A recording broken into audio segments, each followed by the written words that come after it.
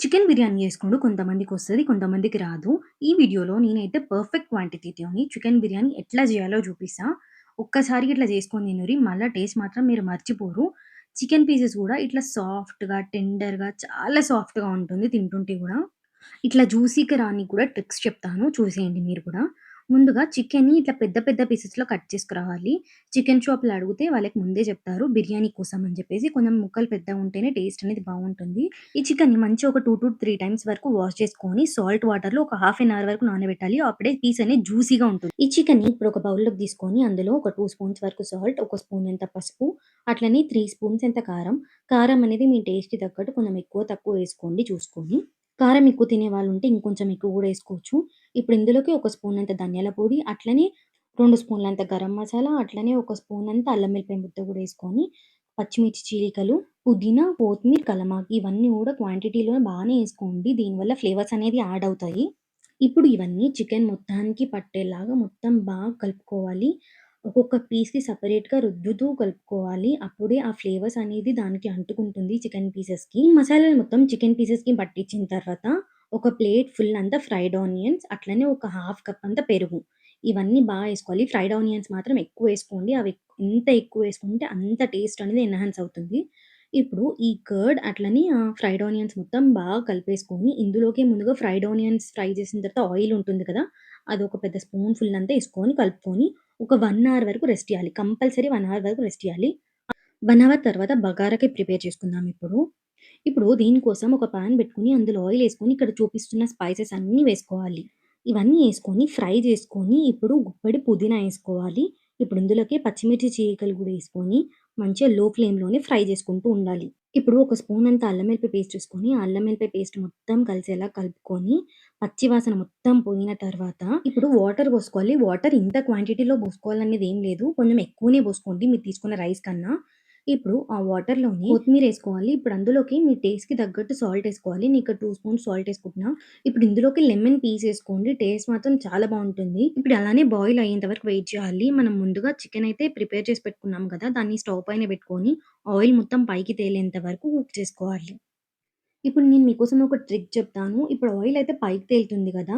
ఇలా ఈ ఆయిల్‌ని మొత్తం కలెక్ట్ చేసుకొని ఒక బౌల్‌లో తీసి పెట్టుకోండి. ఈ ఆయిలే మనకి లాస్ట్‌కి ఫుడ్ కలర్ లాగా యూజ్ అయితుంది. మనం ఇందులో ఎట్లాంటి ఆర్టిఫిషియల్ ఫుడ్ కలర్స్ ఎయట్లేదు. నేచురల్‌గా ఇస్తున్నాం. ఈ ప్రాసెస్ ఉంటుంది. ఇంకో ప్రాసెస్ కూడా ఉంటుంది. అది లాస్ట్‌లో చెప్తాను. ఇప్పుడైతే ఈ ఆయిల్‌ని మొత్తం కలెక్ట్ చేసుకొని పక్కన పెట్టేసుకోండి. చికెన్ ఇలా ఒక 70% వరకు కుక్ అయిన తర్వాత స్టవ్ ఆఫ్ చేసేసి పక్కన పెట్టేసుకోండి. ఈ లోపల మన బగారా అయితే తెల్లగా అవుతుంది. ఇప్పుడు ఇందులోకి మనం నానబెట్టిన బియ్యంని గూడా ఏసుకోవాలి. స్టవ్ కొంచెం హై ఫ్లేమ్‌లో పెట్టుకొని ఉడకనివ్వండి. ఇప్పుడు రైస్‌ని మనం ఒక మెథడ్ ఫాలో అవ్వాలి. అది 50%, 70%, 90% ఇట్లా మెతుకు పట్టుకొని ఒకసారి ఇట్లా బ్రేక్ చేసి చూస్తే బ్రేక్ అయితే అది 50% కుక్ అయినట్టు.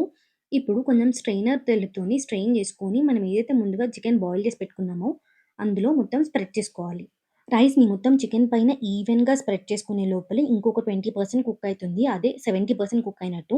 ఇప్పుడు ఆ 70% కుక్ అయిన రైస్ కూడా మనం చికెన్ పైన ఏసేసుకొని స్ప్రెడ్ జేసుకోవాలి. ఇప్పుడు మొత్తం 90% వరకు కుక్ అయిపోయి ఉంటుంది రైస్. ఇప్పుడు అదే స్ట్రెయినర్‌తోని హెల్ప్ చేసుకొని మనం చికెన్ పైనకి లేయర్స్‌గా వేసుకోవాలి. ఈ 50, 70, 90% మెథడ్ ఫాలో అయితేనే రైస్ అనేది పొల్లు పొల్లొస్తుంది. రైస్ మొత్తం ఈవెన్‌గా స్ప్రెడ్ చేసుకున్న తర్వాత పుదీనా సన్నని తరుగు, అట్లనే కొత్తిమీర ఇవన్నీ ఏసుకొని స్ప్రెడ్ చేసేసుకోవాలి మొత్తం ఈవెన్‌గా. ఇప్పుడు ఇంకొక మెయిన్ ఇంగ్రీడియెంట్ వచ్చి ఫ్రైడ్ ఆనియన్స్. ఫ్రైడ్ ఆనియన్స్ కూడా ఈవెన్‌గా ఏసుకోండి. కొంచెం ఎక్కువనే ఏసుకోండి. టేస్ట్ అనేది చాలా బావుంటుంది. ఇప్పుడు ముందుగాల మనం ఏదైతే చికెన్ ఆయిల్ అనేది తీసుకొని పక్కన పెట్టుకున్నామో ఒక బౌల్‌లో, ఇప్పుడు ఆ ఆయిల్‌ని మొత్తం ఈవెన్‌గా స్ప్రెడ్ చేసుకోవాలి రైస్ పైనకి.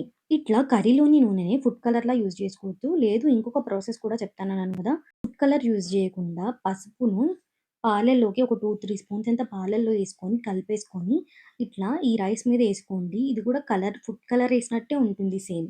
ఇప్పుడు ఈ రైస్‌ని దమ్‌కి పెట్టుకుందాం. మూత పెట్టేసుకొని ఏదైనా బరువు పెట్టి ఒక 20 మినిట్స్ వరకు లో ఫ్లేమ్‌లోనే పెట్టేసుకొని దమ్ పెట్టుకోండి. 20 మినిట్స్ తర్వాత జూస్తే ఇట్లా రైస్ అనేది చాలా విడివిడిగా పొల్లు ఉంటుంది. ఎక్కడ గూడా రైస్ అనేది విరగదు, అతుక్కోదు. మొత్తం విడివిడిగా పొల్లు ఉంటుంది. చాలా టేస్టీ ఉంటుంది. చూసారా నేనిక్కడ ఎలాంటి ఫుడ్ కలర్ అయితే యూజ్ చేయలేదు. కానీ కలర్ మాత్రం ఎంత బావుందో జూడండి. ఇప్పుడు దీన్ని మీ ఇంట్లో వాళ్ళకి, పిల్లలకి, పెద్దలకి అందరికీ సర్వ్ చేయండి. చాలా ఇష్టంగా తింటారు. బయట హోటల్‌లో తెచ్చుకునే దానికన్నా చాలా టేస్టీ ఉంటుంది. ఇంకా హెల్తీగా మీరే జేసుకోవచ్చు. ఎట్లాంటి పిచ్చి పిచ్చి ఆయిల్స్ యూజ్ చేయకుండా ఇంట్లోనే హెల్తీగా చేసుకొని తినొచ్చు. ఇందులో మనం ఎట్లాంటి ఫుడ్ కలర్ కూడా యూజ్ జేయలేదు. ఇంకా హెల్తీగా ఉంటుంది. కొన్ని కొన్ని మన చేతులతోనే చేసి పెడితే పిల్లలకైనా, ఎవ్వరికైనా చాలా ఇష్టంగా ఉంటుంది. మనకు గూడా ఎంతో తృప్తినిస్తుందది. ఈ బిర్యానీ తిన్నాక నాకు మా మమ్మీ అయితే ఒక మంచి కాంప్లిమెంట్ ఇచ్చింది. అదేంటంటే, "బయట హోటల్‌లో గూడా ఇంత టేస్టీ ఉండదేమో, ఇంత బావుంది" అని జెప్పి ఇచ్చింది. చూసినారా పీస్ గూడా ఎంత సాఫ్ట్ ఉంది. చాలా జ్యూసీగా చాలా బావుంది టేస్ట్ మాత్రం. ఒకసారి మీరు గూడా ట్రై జేసి ఎట్లుందో జెప్పుర్రి. రెసిపీ నచ్చితే మాత్రం పక్కా సబ్స్క్రైబ్ జేసుకోర్రి గదా!